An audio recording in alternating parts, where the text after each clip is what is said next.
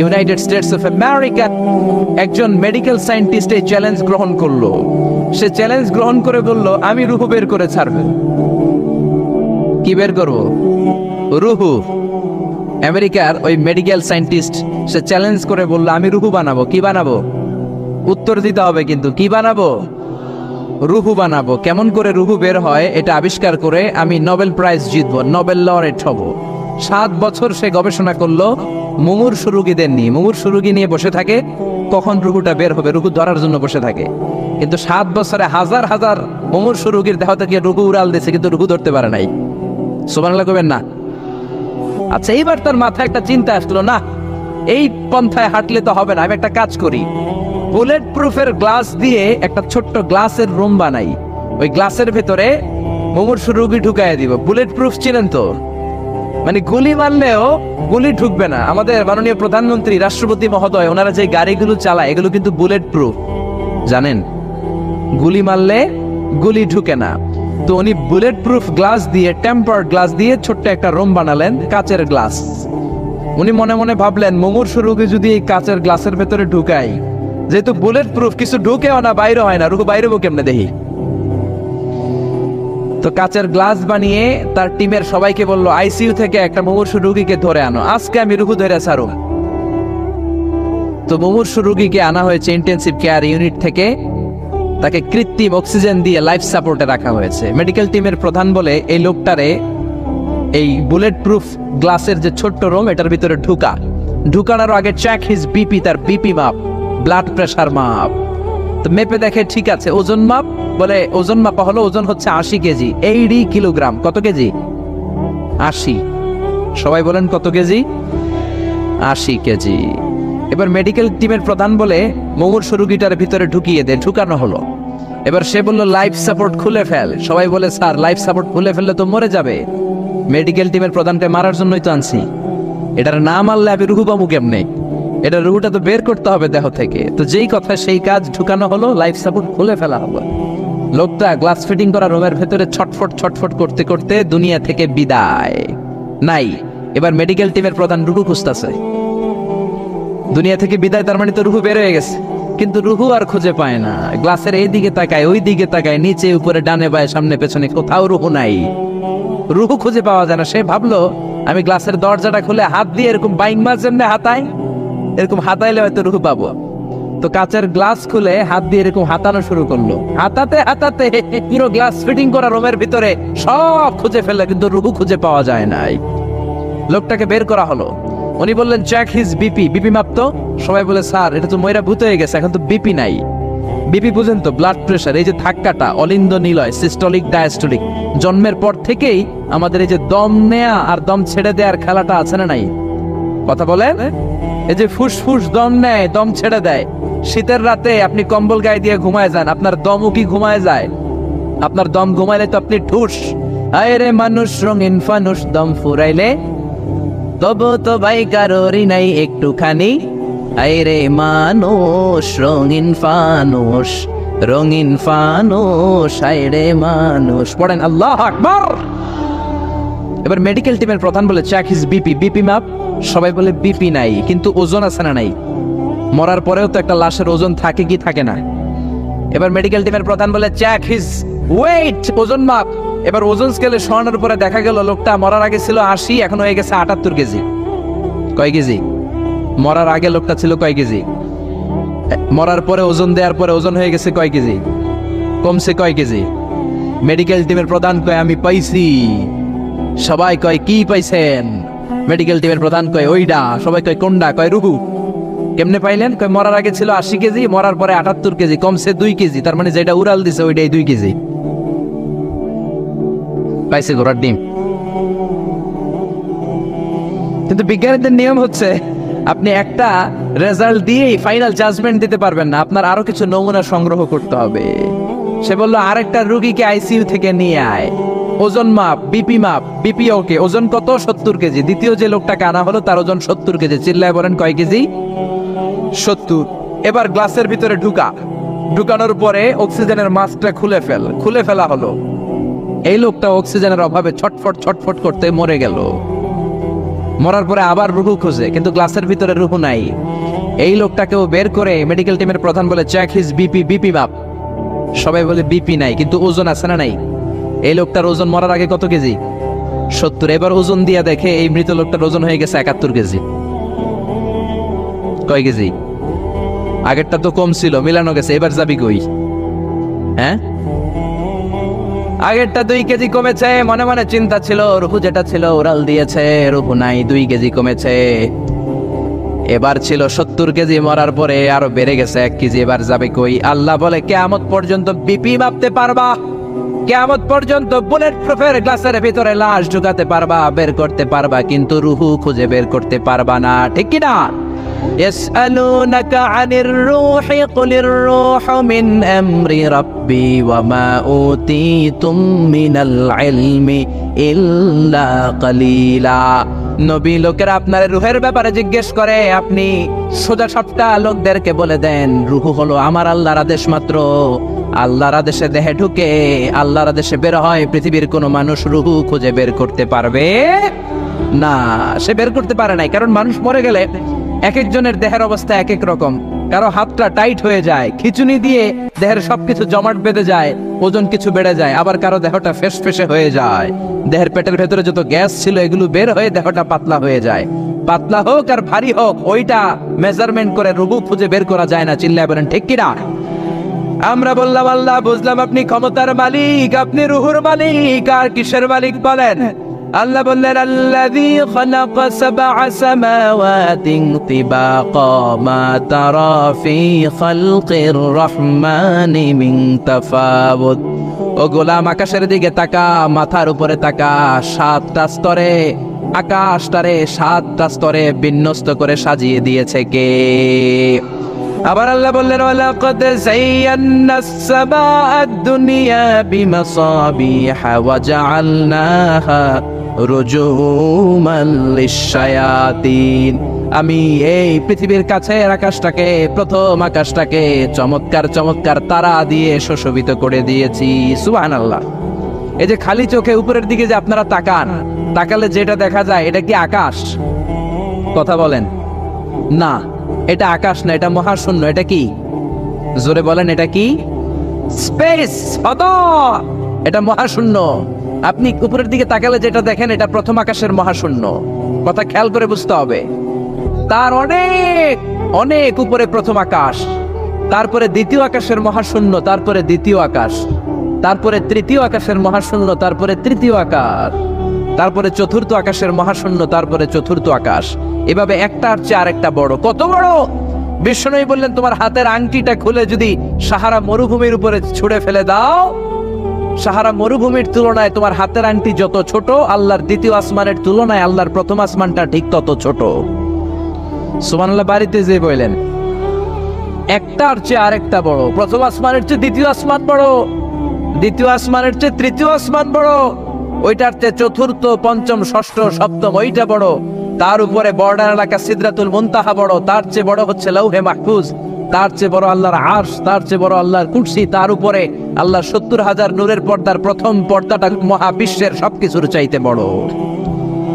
আল্লাহর এই সৃষ্টির তুলনায় কত ক্ষুদ্র আমি, কত তুচ্ছ আমি, কত নগণ্য আমি। এই যে আড়াইবাড়ি দরবার, এটা কোন থানায় পড়েছে? কসবা। কসবা হচ্ছে ব্রাহ্মণবাড়িয়ার একটা থানা, তাই না? ব্রাহ্মণবাড়িয়া হচ্ছে বাংলাদেশের 64টা জেলার একটা জেলা। এরকম 64টা জেলা মিলে সুজলা সুফলা শস্য শ্যামলা ডিজিটাল বাংলাদেশ। ঠিক কিনা? আর এই ডিজিটাল বাংলাদেশ এই পৃথিবীর সবচেয়ে বড় দেশ নাকি? হ্যাঁ, তাহলে ছোট্ট সাইজের একটা দেশ। এই যে পাশের ভারত, এই ভারতও বাংলাদেশের চেয়ে 20-25 গুণ বড়। কানাডা প্রায় 100 গুণ বড়, রাশিয়া প্রায় 150 গুণ বড়। এরকম 200টা দেশ নিয়ে পৃথিবীর 30 ভাগ স্থল, বাকি 70 ভাগ শুধু হানি আর হানি। বুঝতে পারছেন? 30 ভাগ হচ্ছে স্থল, বাকি 70 ভাগ জল। এই পুরোটা মিলে আমাদের পৃথিবী। এই পৃথিবী হচ্ছে সৌরজগতের খুব ছোট্ট সাইজের একটা গ্রহ। সৌরজগৎ নিয়ে যাদের কিছু পড়াশোনা আছে তারা জানবেন, এই সৌরজগতের একটা ছোট্ট বালিকণার চেয়েও ছোট সাইজের একটা গ্রহ হচ্ছে পৃথিবী। এই সৌরজগতের যে গ্রহগুলো আছে এমনও গ্রহ আছে যেগুলো পৃথিবীর চাইতে সাইজে অনেক বড়। বৃহস্পতি নামে একটা গ্রহ আছে, বিশাল বড় সাইজের গ্রহ। যেই সূর্যের আলো পেয়ে আমরা বেঁচে আছি, এই সূর্যটা পৃথিবী থেকে 13 লক্ষ গুণ বড়। সুবহানাল্লাহ। বাড়িতে যে দেখছেন, বাড়িতে যে বলতে বললে এদিকে বলে ফেলায়। আলহামদুলিল্লাহ, ডিজিটাল হতে হবে। তো এই সূর্যটা পৃথিবী থেকে 13 লক্ষ গুণ বড়। কত লক্ষ? Can you imagine, can you guess? এটা কি আপনি কল্পনা করতে পারেন? 13 লক্ষ পৃথিবী সূর্যের মধ্যে রাখার জায়গা করে দিয়েছে কে? সূর্য কি পৃথিবী থেকে মাত্র 13 গুণ বড়? 1300 গুণ, 13,000 গুণ, 13 লক্ষ গুণ। তার মানে কি সূর্যই মহাবিশ্বের সবচেয়ে বড় গ্রহ, বড় তারা? না। ব্যাটেলজিউস নামে একটা তারা আছে, যে সূর্য পৃথিবী থেকে 13 লক্ষ গুণ বড়। ওই ব্যাটেলজিউস তারা আবার ওই সূর্যের চেয়ে 33 কোটি গুণ বড়। তার মানে ব্যাটেলজিউস তারাই মহাবিশ্বের সবচেয়ে বড় তারা? না। ব্যাটেলজিউসের চেয়েও যে কত বড় তারা আছে তার কোনো ইয়ত্তা নাই। এরকম লক্ষ লক্ষ, মিলিয়ন, বিলিয়ন, ট্রিলিয়ন, জিলিয়ন, ফিলিয়ন, অক্ট্রিলিয়ন, কত অক্ট্রিলিয়ন তারা যে আমাদের গ্যালাক্সি মিল্কি ওয়েতে আছে, ইউনাইটেড স্টেটস অফ আমেরিকার নাসার বিজ্ঞানীরা আজও হদিস করতে পারে নাই। চিল্লায় কোন আল্লাহু আকবার।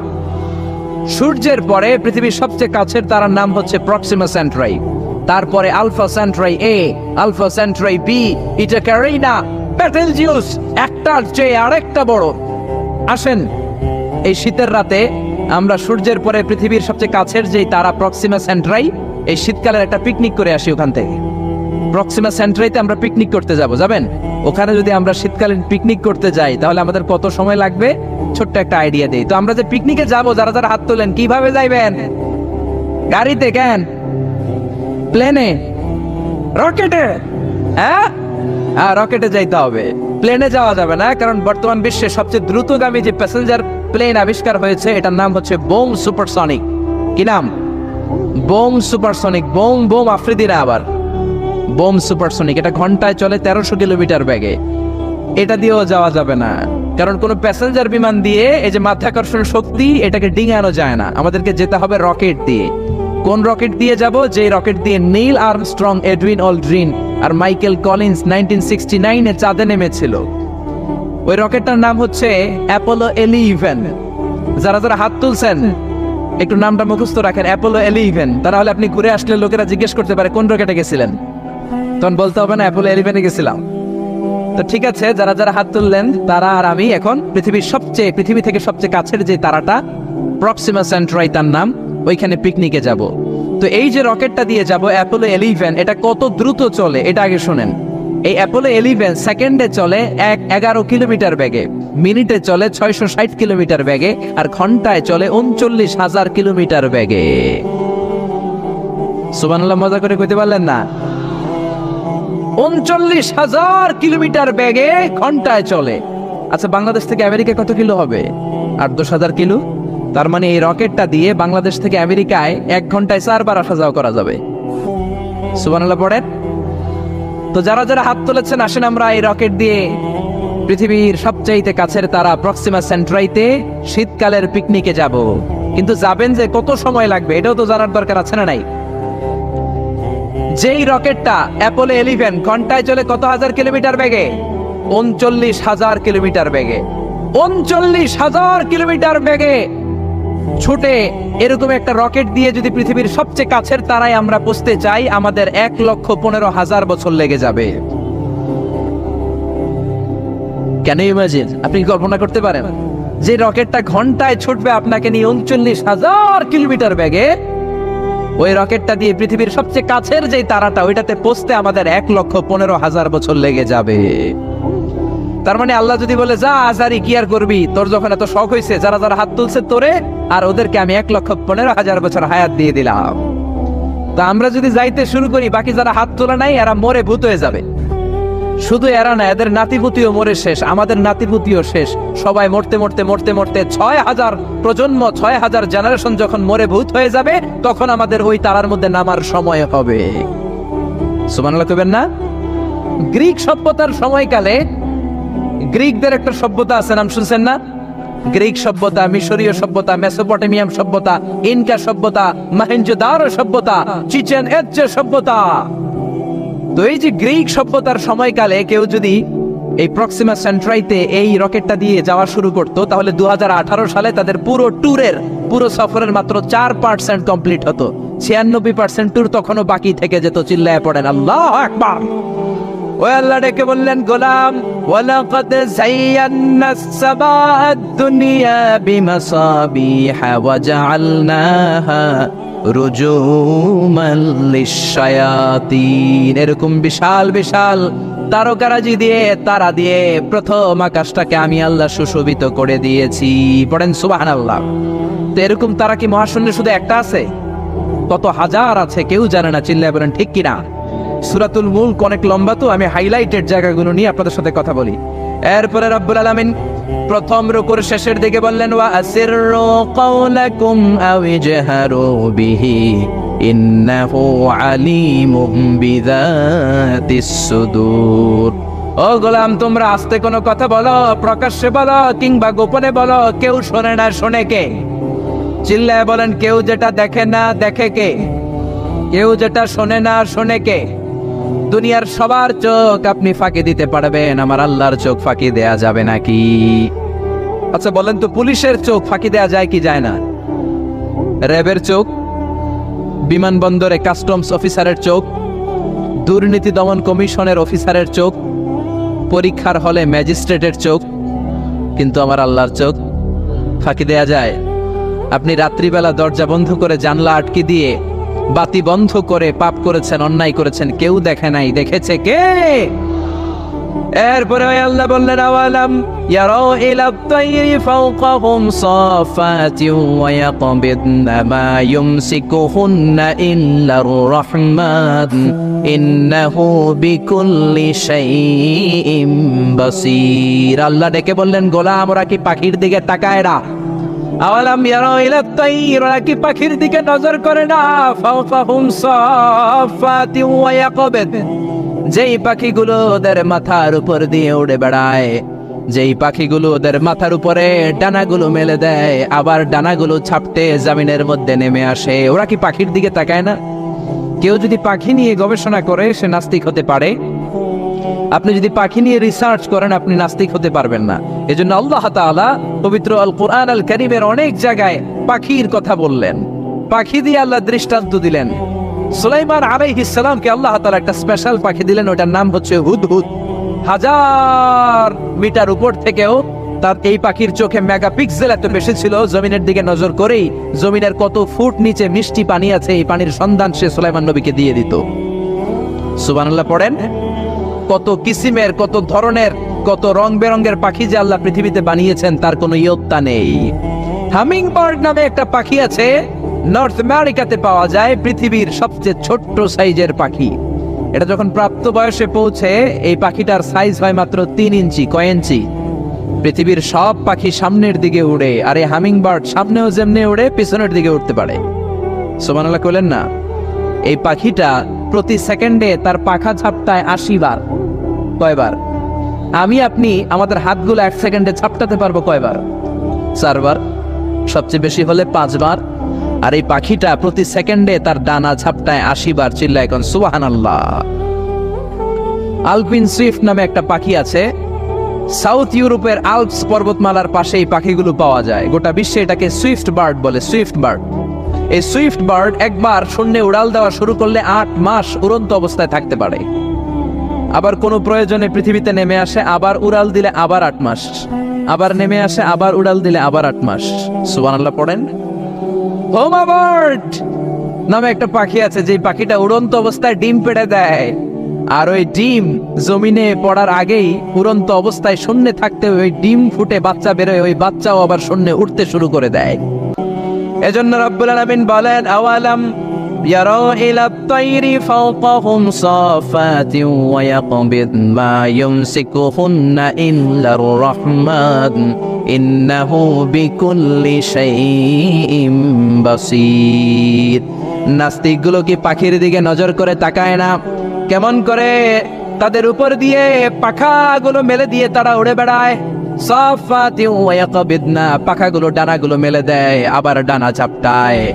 এই পাখিগুলোকে শূন্যে কেউ ধরে রাখে নাই, ধরে রেখেছে একজন, তিনি হলেন আমার আল্লাহ। তিনি কে? এই যে পাখিগুলো শূন্যে উড়ন্ত অবস্থায় থাকতে পারে, ওদেরকে শূন্যে উড়ন্ত অবস্থায় রাখলো কে? জোরে বলেন কে? ছোট্ট হাঁসের বাচ্চা পৃথিবীতে আসার সাথে সাথে কেমন করে পানিতে সাঁতার কাটে? কে এই হাঁসের বাচ্চারা শিখালো যে তোর ডানা ঝাপটাতে হবে, পা নাড়াতে হবে? শিখালো কে? গাভীর পেট থেকে বাছুর বের হয়েই গাভীর ওলানের মধ্যে ঢু মারে, কে ওরে শিখালো ওই জায়গায় ঢু দে, ওইখানে ঢু মারলেই তোর রিজিক বেরোবে? কে শিখালো? সুবহানাল্লাহ কইতে মন চায় না? এজন্য আল্লাহ বললেন ওরা কি পাখির দিকে তাকায় না? পাখির দিকে তাকালে তো পৃথিবীর কোন মানুষ নাস্তিক থাকতে পারে না। পাখিকে আরবিতে কি বলে বলেন তো দেখি? হ্যাঁ, কি? তয়ের। হ্যাঁ, তয়ের। আর বিমানকে আরবিতে কি বলে কে জানেন? তয়ের, তয়রান, তয়ের একই জিনিস। বিমান আরবিও যা, পাখি আরবিও তা। Birds and aeroplane maintain the same flying mechanism while flying. পাখি আর বিমান যখন আকাশে উড়ে একই সিস্টেমে উড়ে, এজন্য এই পাখির উপর রিসার্চ করে বিমান আবিষ্কার হয়েছে। সুবহানাল্লাহ পড়েন। কিন্তু আফসোসের বিষয় হচ্ছে আমরা বানাতে পারি নাই, এটা বানিয়েছে ইহুদিরা। Wilbur right or will write, দুই ভাই মিলে বিমান বানিয়েছে 1903 সালে। ইউনাইটেড স্টেটস অফ আমেরিকার নাগরিক, এই দুই ভাই মিলে তারা বিমান বানিয়ে ফেললো। আমরা বানাতে পারি নাই। আমরা আছি মদ আর নারী নিয়ে, আমরা আছি হিন্দি সিনেমা নিয়ে, আমরা আছি মারামারি নিয়ে, আমরা আছি কাফের ফতুয়া দেয়া নিয়ে, আমরা আছি তর্কাতর্কি নিয়ে, জি বাংলা নিয়ে, স্টার জলসা নিয়ে, কিরণমালা নিয়ে। চিল্লায় বলেন ঠিক কিনা? স্টার জলসা হায়ারে জিহি বাংলা, নষ্ট করলো হয়ে আমার সোনার বাংলা। স্টার জলসা হায়ারে জিহি বাংলা, নষ্ট করলো হয়ে আমার সোনার বাংলা। ঠিক কিনা? কেমন করে পরকিয়া করতে হবে, শাশুড়ি বউয়ের মধ্যে কেমন করে কুটনামি লাগাতে হবে, এগুলো ট্রেনিং জি বাংলা, স্টার জলসা, হিন্দি সিনেমার ভেতরে আছে না নাই? আমরা এগুলো নিয়ে ব্যস্ত, কাফের ফতুয়া দিয়ে নিয়ে ব্যস্ত। কথায় কথায় আমাদের মুখ দিয়ে বেরোয় তুই কাফের, তুই 3 কারণে কাফের, তুই 5 কারণে কাফের, তুই 6 কারণে কাফের। এই কাফের মরলে এই কাফেরকে যেখানে কবর দেয়া হবে, ওই কবরের উপর যে ঘাস উঠবে, ওই ঘাস যে গাভী খাবে, ওই গাভীর দুধ যে খাবে, ওইটাও কাফের। এরকম ফতোয়া আছে না নাই? তো আমরা এই ফতোয়াবাজি নিয়ে ব্যস্ত। উইলবার রাইট আর অরভিল রাইট কোরআনের এই আয়াতের উপর রিসার্চ করে, গবেষণা করে এরা দুইজন বিমান বানিয়ে ফেললেন। এই দুই ভাই পাহাড়ের মধ্যে শুয়ে কত পাখি যে দেখেছে, কত পাখির ছবি যে এঁকেছে, কত পাখির মোশন এন্ড মুভমেন্ট নিয়ে তারা গবেষণা করেছে। করতে করতে করতে এই দুই ভাই বিমান বানিয়ে ফেলেছে। তবে এখনকার মতো এত উন্নত বিমান নয়, ছোট্টখাটো বিমান, একটু উড়ে আবার ধপাস করে জমিনে পড়ে, একটু উড়ে আবার ধপাস করে জমিনে পড়ে। সর্বপ্রথম ফ্রান্সের এক শহর থেকে আরেক শহরে পৃথিবীর প্রথম প্যাসেঞ্জার বিমান এক শহর থেকে আরেক শহরে ল্যান্ড করেছে। এই তো মানুষের স্বপ্ন বাস্তবায়িত হয়ে গিয়েছে। এতদিন মানুষ শুধু দেখতো হায় রে পাখি উড়ে, আমরা উঠতে পারি না। এখন পাখির চেয়েও আরো দ্রুত বেগে আমরা উড়ি, ঠিক কিনা? এই যে আপনারা হজে যান, কিভাবে যান? প্লেনে যান। প্লেনে যান তো বুঝলাম, উড়ে উড়ে যান না? পাখি আর কত দ্রুত উড়ে, পাখির চেয়েও দ্রুত বেগে আমরা উঠতে পারি। চিল্লায় বলেন ঠিক কিনা? এই বিমান আবিষ্কার হওয়ার আগ পর্যন্ত পৃথিবীর সব দেশের ছিল শুধু সেনাবাহিনী আর নৌবাহিনী। বিমান আবিষ্কারের পর শুরু হয়ে গেল বিমান বাহিনী। এখন সব স্বাধীন দেশের বিমান বাহিনী আছে না নাই? Air force, military. এখন মানুষ ড্রোন হামলা করে, মিসাইল হামলা করে, ব্যালিস্টিক ক্ষেপণাস্ত্র দিয়ে হামলা করে। United States of America Little Boy and Fat Man নামে দুইটা পারমাণবিক বোমা দিয়ে জাপানের হিরোশিমা নাগাসাকিকে ধ্বংস করে মেসাকার করে দিয়েছে। এমন ভাবে ধ্বংস করেছে, তারপরে কয়েক প্রজন্ম যারাই জন্ম নিত জাপানের হিরোশিমা নাগাসাকিতে, বিকলাঙ্গ হয়ে জন্মাতো। হয় হাত নাই, নয় পা নাই, নয় চোখ নাই, নয় ঠ্যাং নাই। চিল্লায় বলেন ঠিক কিনা?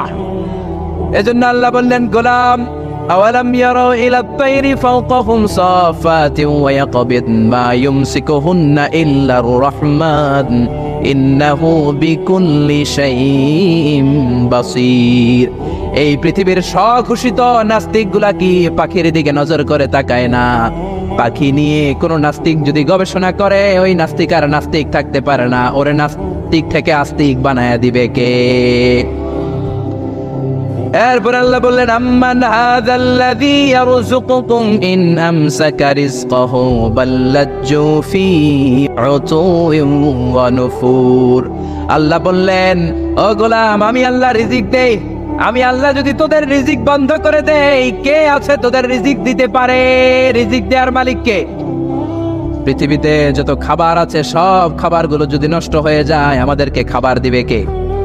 ঘুম থেকে উঠে দেখলেন কোথাও কোনো খাবার নাই, বাজারে ফলমূল নাই, বিস্কুট নাই, আলু নাই, সিঙ্গারা নাই, কিচ্ছু নাই, ক্ষেতের মধ্যে কোনো ফসল নাই, গাছের মধ্যে ফুল ফল কিচ্ছু নাই। এরকম যখন অবস্থা হয়ে যাবে, আল্লাহ যদি রিজিকগুলো দেয়া বন্ধ করে দেয়, আপনাদেরকে রিজিক দিবে কে? খাদ্য দিবে কে? নাকি আপনাদের খাদ্যমন্ত্রী? আপনাদের খাদ্যমন্ত্রীও রিজিক দিতে পারবে না, প্রধানমন্ত্রী? জোরে বলেন। এজন্য আল্লাহ বললেন, ওমা মিন দাব্বাতিন ফিল আরদি ইল্লা আলাল্লাহি রিজকুহা। এই জমিনের মধ্যে যত ধরনের প্রাণী আছে, মাছ আছে, পশু আছে, সব প্রাণীগুলাকে, মানুষগুলাকে রিজিক দেয় কে? তিমি মাছগুলো সকালবেলা সাগরের এই মাথা থেকে ওই মাথা যায় খালি পেটে, বিকেলবেলা পেট ভর্তি করে তিমি মাছটারে ফিরায় দেয় কে?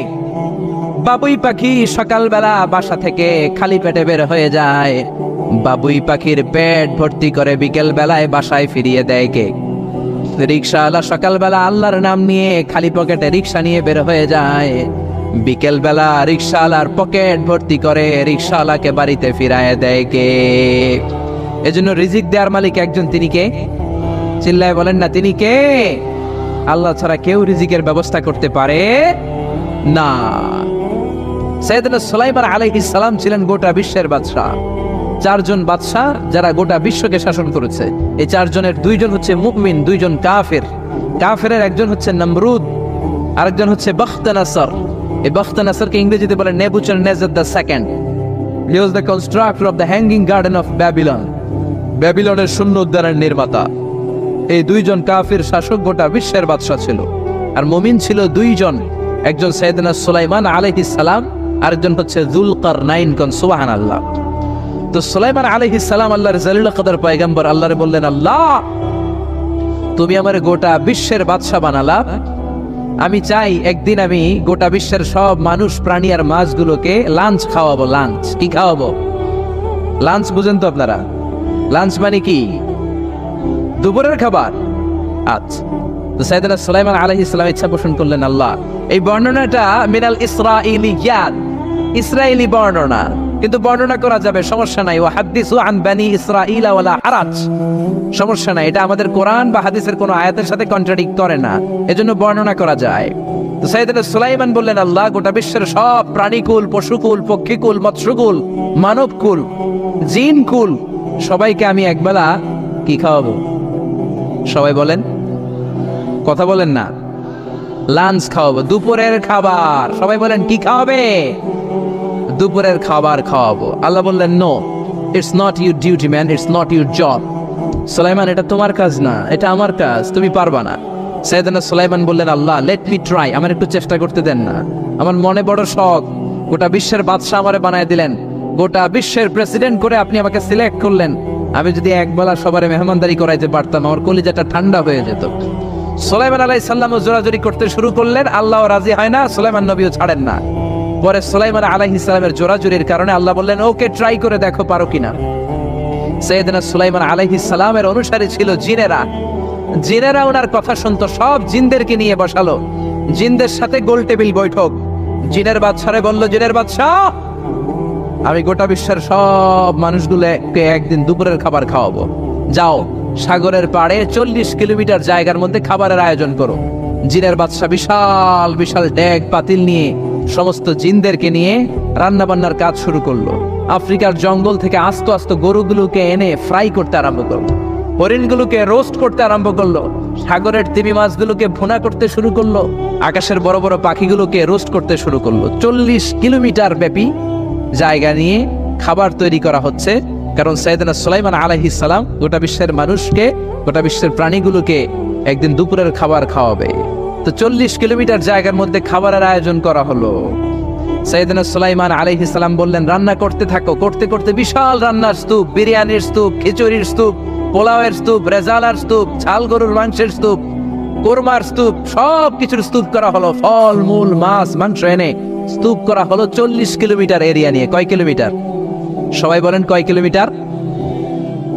সব যখন রান্না শেষ, চলে এলো সেই মাহেন্দ্রক্ষণ, সেই মাহেন্দ্র দিন, যেদিন তিনি আপ্যায়ন করাবেন। সৈয়দনা সুলাইমান আলাইহিস সালাম উদ্বোধনী ভাষণ দিবেন, মানে উদ্বোধন করবেন। খাবার উদ্বোধন করা লাগবে না, এটা তো গোটা বিশ্বের মানুষ খাবে, মহাবিশ্বের সব প্রাণী খাবে। উনি উদ্বোধনী বাক্যে বললেন, আমি বেশি কিছু বলতে চাই না। মাছেরা লাইন ধরবে সাগরের এদিক দিয়ে, পাখিরা লাইন ধরবে ডান দিক দিয়ে, মানুষ লাইন ধরবে বাম দিক দিয়ে, জিনেরা লাইন ধরবে সামনে দিয়ে, আর বনের পশুরা লাইন ধরবে জঙ্গলের এদিক দিয়ে। লাইনে লাইনে আসো, তোমাদেরকে খাবার দেয়া হবে সকাল থেকে সন্ধ্যা পর্যন্ত, যার যত মনে চায় পেট ভর্তি খাবার দেয়া হবে। ইন দ্য মিন টাইম সাগরের ভেতর থেকে এক বিশাল আকৃতির তিমি মাছ করে ডেকে বলল, সুলাইমান, আমি লাইন টাইন মানি না। কি মানি না? তুমি তোমার উদ্বোধনী বক্তব্যে বলেছো লাইন ধরে খাবার নিতে হবে, আমি লাইন টাইন মানি না। আমার পেটে প্রচন্ড ক্ষুধা, ক্ষুধার জ্বালায় আমি মরতে বসেছি, আমি লাইন মানি না, খাবার দাও। সাইয়েদনা সুলাইমান আলাইহিস সালাম বললেন, আমি নবী মানুষ, আমি বেলাইন করতে পারি না। সাইয়েদনা সুলাইমান বললেন, আমি লাইন ছাড়া খাবার দিতে পারি না। তিমি মাছ বলে, আমি লাইন মানি না, আমার পেটের ভেতরে এত ক্ষুধা, ক্ষুধার জ্বালায় আমি মরে যাচ্ছি। তোমার এই মেহমান খানায় এসে খাবারের অভাবে আমি যদি তিমি মাছ মারা যাই, কিয়ামতের দিন আল্লাহ তোমারে ছাড়বে না রে সুলাইমান। সুলাইমান আলাইহিস সালাম পড়ে গেছে বিপদে। হায় হায়, আসলে এটা যদি মরে যায় তাহলে তো সমস্যা, একটা ব্যাড রেকর্ড হয়ে যাবে, ঠিক কিনা? তো উনিও লাইন মেনটেন করতে বলতেছে, তুমি মাসও লাইন মানবে না, বেলাইন। কিছু লোক আছে এরকম, পুলিশ দ্বারা আছে, র্যাব দ্বারা আছে, ওর মধ্যে বেলাইন করে ফেলা আছে না নাই? তুমি মাস বলে, আমি লাইন টাইন মানি না। তো সুলাইমান আলাইহিস সালাম বললেন, ঠিক আছে, সবার জন্য লাইন, শুধু এইটার জন্য বেলাইন। উনি ঘোষণা দিলেন, যাও এটারে খাবার দাও। তো তিমি মাছ বললো, সুলাইমান, আমি এই যে আমার মুখটাকে, বিশাল মুখটাকে হা করে রেখেছি, আমার মুখের ভেতরে জিনদেরকে বলো খাবার ঢুকায় দিতে, যতক্ষণ না আমার পেট ভরবে আমি হা করে থাকবো, চিল্লায় কোন আল্লাহু আকবার। সাইয়েদনা সুলাইমান আলাইহিস সালাম ভাবলেন, বিশাল একটা আস্ত গরুর রোস্ট যদি ঢুকায় দিই তাইলেই তো শেষ, কেল্লা ফতে, ঠিক কিনা? সাইয়েদনা সুলাইমান বললেন, যাও আফ্রিকার জঙ্গলের যে গরুগুলো রোস্ট করেছো, একটা রোস্ট এই তিমি মাছের পেটের ভেতরে ঢুকিয়ে দাও। জিনের বাদশা যে রোস্ট ঢুকায় দিস, ওইটা হা করেই আছে। সাইয়েদনা সুলাইমান বললেন, কয়েকটা খাসি মেরে দাও। খাসি মেরে দেয়া হইলো, ওটা হা করে আছে। কয়েক বস্তা বিরিয়ানি মেরে দাও, মেরে দেয়া হলো। বললো আরো 10টা গরু ঢুকায় দাও, হা করে আছে। আরো 50টা খাসি ঢুকায় দাও, হা করে আছে। আরো কয়েক হাজার তিমি মাছ রোস্ট করে ঢুকায় দাও, ঢুকায় দিতেছে। খাবার যত আছে দিতে শুরু করলো। ইন দ্য মিন টাইম 1 কিলোমিটারের খাবার শেষ। সুবহানাল্লাহ কইবেন না? তিমি মাছ বিশাল বড় হা করে বসে আছে সাগরে। জিনের বাদশা খাবার দিতে লাগলো। 1 কিলোমিটার শেষ, 5 কিলোমিটার শেষ, 10 কিলোমিটার শেষ, 20 কিলোমিটার শেষ, 30 কিলোমিটার শেষ, 40 কিলোমিটার শেষ। এখনো তিমি মাছের মুখ হা করা আছে না নাই?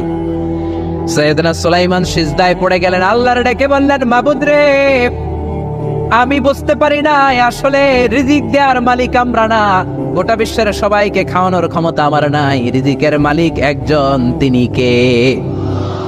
তিমি মাছ ডেকে বলে, ও সুলাইমান, প্রতিদিন রব্বুল আলামিন 3 লোকমা খাবার আমারে খাওয়ায়, 3 লোকমা খাবার সাগর থেকে আমাকে সংগ্রহ করে দেয়।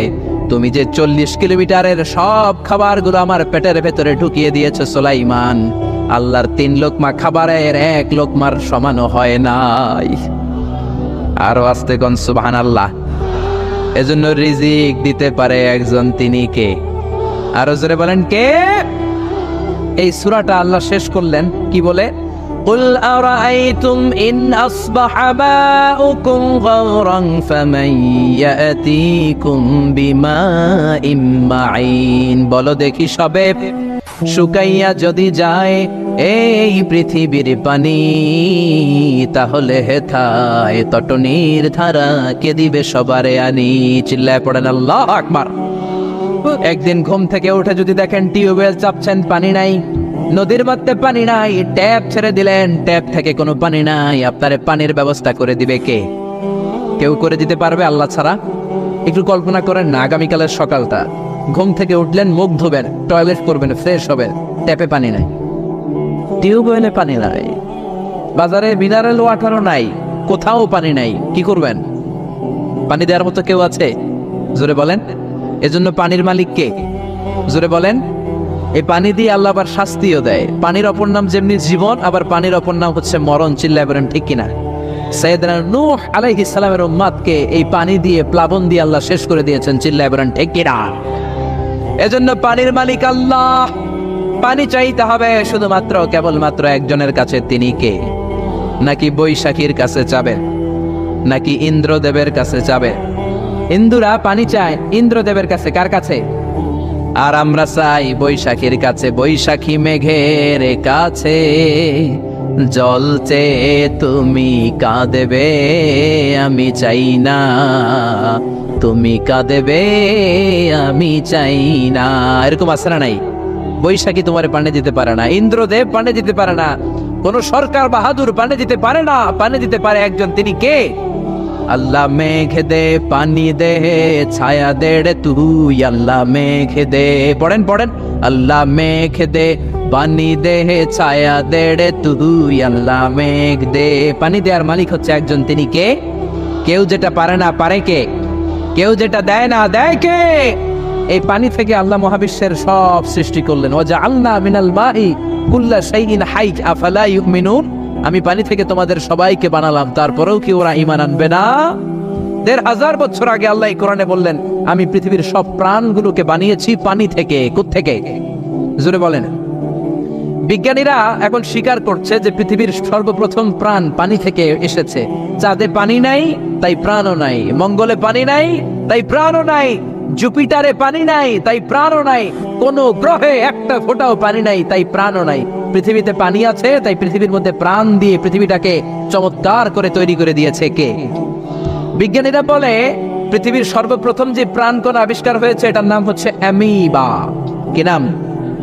তারা বলে এটা পানি থেকে এসেছে। It's a very small unicellular organism in the world. পৃথিবীর সবচেয়ে ছোট এককোষী জীবকণা হচ্ছে অ্যামিবা। তারা বলে এই অ্যামিবা পানি থেকে এসেছে। তারপরে এসেছে জুপ্লাঙ্কটন, ফাইটোপ্লাঙ্কটন, ব্যাকটেরিয়া প্লাঙ্কটন, হোলোপ্লাঙ্কটন। এইভাবে যত প্রাণের যত স্পিসিজ আছে, প্রজাতিগুলো ডেভেলপ করেছে, সবগুলোকে পানি থেকে তৈরি করলো কে? আবার আল্লাহ ডেকে বললেন, গোলাম পানিকে আমি দুই কিসিমের করলাম। কোথাও আমি দিয়ে দিলাম লোনা পানি, আবার কোথাও বইয়ে দিলাম মিঠা পানি। আছে না নাই? সাগরের মধ্যেও দুই ধরনের পানি, কালো পানি, নীল পানি একই সাগরের মধ্যে বয়ে যায়, কিন্তু মাঝখানে অদৃশ্য ব্যারিকেড দিয়েছে কে?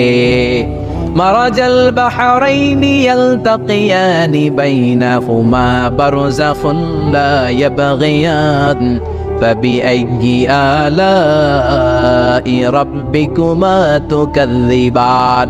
একই সাগরের মধ্যে লোনা পানি, মিঠা পানি একটা আরেকটার সাথে মিশে না।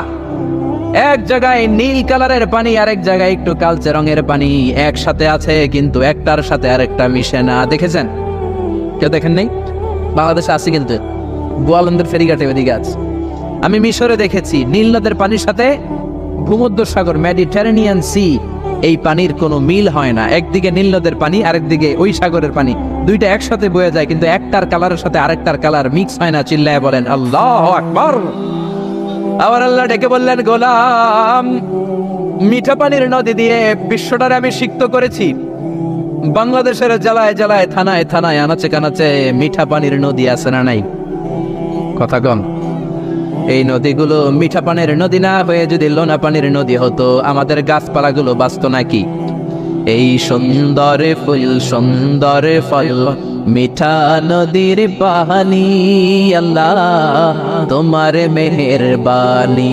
তুমি কতই দিলে রতন, ভাই বেরাদর পুত্র স্বজন, খোদা পেলে অন্য যোগাও, মানি চাই না মানি, আল্লাহ তোমার মেহেরবানি। বড় আল্লাহু আকবার আকবার। এজন্য পানি দিতে পারে একজন, তিনি কে? আবার আল্লাহ ডেকে বললেন, আন্না সাবাবনাল মাআ সাবমা সুম্মা শাফাকনাল আরদা শাফকা। যেখানে যতটুকু পানি দেয়া দরকার ততটুকু দিলাম। নারিকেল গাছের উপরে কাটলে কোনো পানি পড়ে না, কিন্তু খেজুর গাছের মাথায় যদি কেটে দেন শীতকালে মিষ্টি পানি আসে না নাই? একরকম না দেখতে? নারিকেল গাছ, খেজুর গাছ, রাস্তার এই পাশে নারিকেল গাছ, রাস্তার এই পারে খেজুর গাছ। খেজুর গাছ ছিলেন তো? খেজুরের রস খান না আপনারা? নারিকেল গাছের মাথায় কেটে দিলে কোনো রস নাই, শুকনা। আর খেজুর গাছের মাথায় যদি আপনি কেটে দিয়ে একটা ঘটি দিয়ে দেন, সকালে মিষ্টি রসের ব্যবস্থা করে দেয় কে? আবার আখের ভিতরে মিষ্টি রস দিলেন আখ। আখ বলেন নাকি গ্যান্ডারি বলেন? কুইশাল, হ্যাঁ কুইশাল আখ, গ্যান্ডারি যেটাই বলেন। এই গ্যান্ডারি দেখতে যেমন, বাঁশের চিকন কচি কঞ্চিগুলো একরকম, ঠিক কিনা? এই গ্যান্ডারি, এই ইক্ষু মিলে ঈশ্বর দিতে আছে বাংলাদেশ। ঈশ্বর দিতে আমরা যাই মাহফিলের জন্য, ওখানে সুগার মিলে ঢুকালে এখান থেকে গ্যান্ডারিগুলোকে, ইক্ষুগুলোকে প্রসেস করে ওই দিক দিয়ে মিষ্টি পানি বের হয়। গরম হিট দিলে এটা শুকনো খসখসে সুগার হয়ে যায়। সুবহানাল্লাহ কইবেন না? একই রকম দেখতে বাঁশের কঞ্চি, গ্যান্ডারি দেখতে যেমন, ইক্ষু দেখতে যেমন, বাঁশের কঞ্চিও দেখতে তেমন। গ্যান্ডারিগুলো, ইক্ষুগুলো সুগার মিলে দিলে রস বের হয়। বাংলাদেশের সব বাঁশগুলো কেটে কেটে সুগার মিলে দিলে এক ফোঁটা রস বেরোবে নাকি? জোরে বলেন, বেরোবে?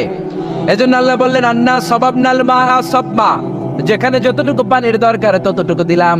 ক্ষীরার ভেতরে যতটুকু পানি, কমলার ভেতরে ততটুকু নাই। তরমুজের ভেতরে যতটুকু পানি, আপেলের ভেতরে ততটুকু নাই। নারিকেলের ভেতরে যতটুকু পানি, ডাবের ভেতরে ততটুকু নাই। সুবহানাল্লাহ, চিল্লায় পড়েন সুবহানাল্লাহ। আবার পৃথিবীর সব পানিগুলো যদি টকবকে ফুটন্ত গরম হয়ে যেত, খেতাম কি? পান করার কোনো সুযোগ থাকতো না। জোরে কোন ঠিক কিনা? যদি দেখতেন যে পৃথিবীর সব জায়গার পানি ফুটন্ত গরম, এটা ঠান্ডা হয় না, আমরা খেতে পারতাম? কথা কন না? আপনারা যে পান করেন গরম পানি না ঠান্ডা পানি? দিও তৃষ্ণা পেলে ঠান্ডা পানি, ক্ষুধা পেলে লবণ ভাত। আল্লাহ এই গরিবের শোনো, শোনো মোনাজাত। আল্লাহ এই গরিবের শোনো, শোনো মোনাজাত। আল্লাহ এই গরিবের, পড়েন না আমিন?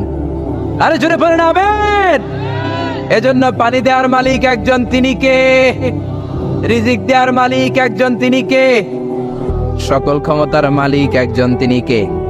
এজন্য চাইতে হবে কার কাছে? জিকির করবেন কার? মানে চোখ ধাঁধানো মনে হতে পারে, ওইটা কিন্তু আসলে সুখ না। সুখ আসলে কোথায়? হৃদয়ের সুখটা, মনের সুখটাই আসল সুখ। আপনি দেখবেন যে অনেক অনেক সম্পদশালী, অনেক টাকার মালিক, অনেক নেম ফেম, কিন্তু ফ্যামিলিতে সুখ নেই, ঘরের ভেতরে তার অশান্তি। এরকম আছে না অনেক? আসলে কি সে সুখী? টাকা পয়সার তো শেষ নাই। বিলিয়নিয়ার, মাল্টি বিলিয়নিয়ার, বিশাল বিজনেস ম্যাগনেট, কিন্তু ঘরে স্ত্রীর সাথে ভালো সম্পর্ক নাই, ছেলে মেয়ে কথা শোনে না, তো অহরহ এখনকার শোনে। আসলে কি সে হ্যাপি? কি বলেন? চিত্তে শান্তি নাই, মনে সুখ নাই। মনের সুখ আসল সুখ। অনেক টাকার মালিক, ঘরে 8-10টা কাজের লোক, কয়েকটা বাবুর্চি, কিন্তু কে হজম করতে পারে না। আছে এরকম প্রবলেম অনেকের? বলেন তো, যা ডাইজেস্টের সমস্যা, ডাইজেস্ট হয় না, তার কত কষ্ট। আমাদের কখনো যখন এরকম হয় যে ডাইজেস্ট হচ্ছে না, একটু কি বলে ফুড পয়জনিং বা বদহজম এরকম কিছু হলে কি অশান্তি লাগে। আর সারা জীবনটাই এটা, তার জীবনটা কেমন যাচ্ছে বলেন? আপনার যে মনে শান্তি আছে, এই যে 2 টাকা দিয়ে নাসি আয়াম খেয়ে ফেলতে পারতেছেন, যেখানে মনে চাই বসে ফেলতে পারতেছেন, শুইতে পারতেছেন, থাকতে পারতেছেন, কত সিম্পল লাইফ, কত সুখ। এরপরেও আমরা যদি সুখ খুঁজে না পাই, আপনি একটু ওদের দিকে তাকান, কিছুই হজম হয় না। তাদের কি অবস্থা? ঘরে শান্তি নাই, ফ্যামিলিতে শান্তি নাই। তো এই জন্য সম্মানিত ভাইয়েরা, পিস অফ মাইন্ড, এটা হচ্ছে the true happiness, the real happiness. আপনার মনটা যদি প্রশান্ত থাকে, আপনি যদি মনোদৈনিক প্রশান্তির মধ্যে থাকেন, you are the happiest person in the world. আপনি সুখী, মহাসুখী, আপনি মহাসুখী। ইউআই থেকে বের হলে বুঝবেন দুনিয়াটা কেমন। এখানে আমরাও তো ছাত্র জীবন কাটিয়েছি একটা সময়ে, সুবহানাল্লাহ। পারিবারিক জীবনে যাবেন, ক্যারিয়ার লাইফে যাবেন, বিজনেসে যাবেন, ব্যবসা যাবেন, দিনকে দিন জটিলতার মধ্যে আপনি আসবেন। এখন যে কত হ্যাপি লাইফ লিড করতেছেন আপনি কল্পনা করতে পারবেন। এই জন্য শুকর গুজার হতে হবে। তো তাই বলে কি এখন টাকা পয়সা সম্পদ এগুলোর দরকার নাই?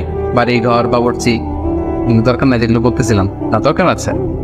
আমি বুঝাতে চাচ্ছি যে ওগুলোই আসল সুখের সন্ধান দেয় না। আসল সুখ কিসের সুখ? মনের সুখ। সবাই বলেন আসল সুখ মনের সুখ।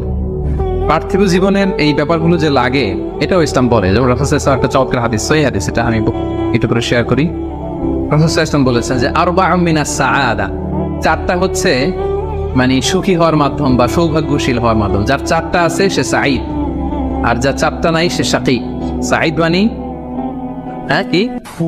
সুখী বা সৌভাগ্যশীল, আর শাকী মানে দুঃখী বা দুর্ভাগা। তো সুখী কারা বা সৌভাগ্যশীল কারা? রাসূল সাল্লাল্লাহু আলাইহি ওয়াসাল্লাম পার্থিব জিনিস যে লাগে এটা যে ইসলাম ডিনাই করে না তার প্রমাণ রাসূল সাল্লাল্লাহু আলাইহি ওয়াসাল্লাম বলছেন যে আরবাউন মিনাস সাআদা, 4টা জিনিস মানুষের সুখ নিশ্চিত করে, সুখ এনে দেয় পার্থিব জগতে, দুনিয়াবি হাইসিয়াতে আর কি। 1 নম্বর হচ্ছে আল মারআতুস সালিহা, নেককার স্ত্রী। এটা কিন্তু আপনার জীবনকে সুখময় করার একটা বড় মাধ্যম। 2 নম্বর হচ্ছে আল মাসকানুল ওয়াসিআ, প্রশস্ত বাসভবন। কি বলেন? খুব যদি চিপা চাপা হয় এটা তো ওখানে চলাফেরা করে মজা হবে না স্বাভাবিক, কিন্তু যদি একটা চমৎকার বাসভবন হয় অনেক স্পেশাস, এটা আসলেই সুখ স্বাচ্ছন্দ্যের একটা ব্যাপার, মানে দুনিয়াবি দিক থেকে। 3 নম্বর হচ্ছে ওয়াল জারুস সালিহ, ভালো প্রতিবেশী, গুড নেইবার। কি বলেন? আরবিতে কি বলে? উতলুবুল জার ক্বাবলা দার, বাড়ি কেনার আগে আগে প্রতিবেশী দেখে নাও, আরবি ভাষা একটা প্রবাদ। আর 4 নম্বর হচ্ছে ওয়াল মারকাবুল হানি, মানে হচ্ছে লিটারালি হচ্ছে সুইট রাইডিং, ভালো একটা আরোহণ। এটা বর্তমানে গাড়ি হতে পারে, একটা সুন্দর চমৎকার গাড়ি, ভালো ব্র্যান্ডের গাড়ি, মার্সিডিজ না হতে পারে। তারপর রাসূল সাল্লাল্লাহু আলাইহি ওয়াসাল্লাম টেস্টিফাই করছে আপনার এটা নেগেটিভলি নেওয়ার সুযোগ নাই। হ্যাঁ, এটা দুনিয়াবি দিক থেকে তো অবশ্যই একটা সুখের মাধ্যম, মার্সিডিজ ব্র্যান্ড হতে পারে। অথবা রাসূল সাল্লাল্লাহু আলাইহি ওয়াসাল্লামের সময় ছিল যে কোনো আরোহণ, ভালো ঘোড়া, তেজস্বী ঘোড়া, ওট, হ্যাঁ এগুলো। তাহলে এই 4টা হচ্ছে আরবাউন মিনাস সাআদা, এই 4টা জিনিস পার্থিব জগতের সুখ এনে দেয়, মানুষের সৌভাগ্যশীল বানায়। তার মানে ইসলাম এটা নিষেধ করে নাই। কিন্তু দ্য পয়েন্ট ইজ হেয়ার, রাসূল সাল্লাল্লাহু আলাইহি ওয়াসাল্লামের জীবনে কয়টা ছিল বলেন? এই 4টার মধ্যে থেকে রাসূল সাল্লাল্লাহু আলাইহি ওয়াসাল্লামের জীবনে আসলে কয়টা ছিল? শুধু 1 নম্বরটাই ছিল। যদি আপনি মানে একেবারে সঠিকভাবে চিন্তা করে দেখেন, এই 4টা জিনিস থাকলে যে জীবনটা খুব স্মুথ হয়, রাসূল সাল্লাল্লাহু আলাইহি ওয়াসাল্লাম বলছেন কথা ঠিক, কিন্তু ওনার কয়টা ছিল? একটাই ভালো মতো ছিল, সেটা কি? নেককার স্ত্রী, মারআতুস সালিহা, এটা ছিল। 2 নম্বরে আসে আল মাসকানুল ওয়াসি', তো ওটাও ছিল না। রাসূল সাল্লাল্লাহু আলাইহি ওয়াসাল্লামের ঘরের সাইজ জানেন তো না? এখন মক্কা মদিনায় গেলে বিভিন্ন মাআরিদ হয়, ওখানে দেখা যায় যে কত মিটার বাই কত মিটার, খুবই ছোট একটা রুম। আমাদের আয়েশা রাদিয়াল্লাহু তাআলা আনহার ঘরের সাইজটাই যদি বলি খুবই ছোট। এই অল্প কিছু জিনিস রাখতে পারে, একটা জাজিম রাখতে পারে, কয়েকটা জিনিস ঝুলায় রাখতে পারে, আর 2জন থাকতে পারে কোনো রকম। এটা ছিল ওনার বাসভবন। এটা কি আল মাসকানুল ওয়াসি' হইছে? আয়াত পান নাই উনি এটা। এরপর একটা আসেন ওয়াল জারুস সালিহ, ভালো প্রতিবেশী পাইছেন, কাছাকাছি ধরলে পাইছেন, পাশে ফাতেমার ঘর, দিকে স্ত্রীদের ঘর। কিন্তু আপনি যদি বিগার সেন্সে চিন্তা করেন, কারা থাকতো আশেপাশে? এদিকে তো আবু লাহাব তো মক্কার কথা, লিখছে মদিনার কথাই যদি আমরা বলি, আপনার কারা থাকতো? মুনাফিকদের একটা দল তো থাকতোই। আর 3 দিকে জিউস, ইহুদিরা, বনু কাইনুকা, বনু নাদির, বনু কুরাইযা। এরা কি করছে রাসূল সাল্লাল্লাহু আলাইহি ওয়াসাল্লামের সাথে? মানে ট্রেসারির যত ধরন হইতে পারে, বিট্রে করার যত ওয়ে হতে পারে, সবগুলো করেছে। একটা রাত শান্তিতে ঘুমাইতে পারে না এদের কারণে। এটা কবে পর্যন্ত? 5ম হিজরির আগ পর্যন্ত ঘুমাতে পারে নাই।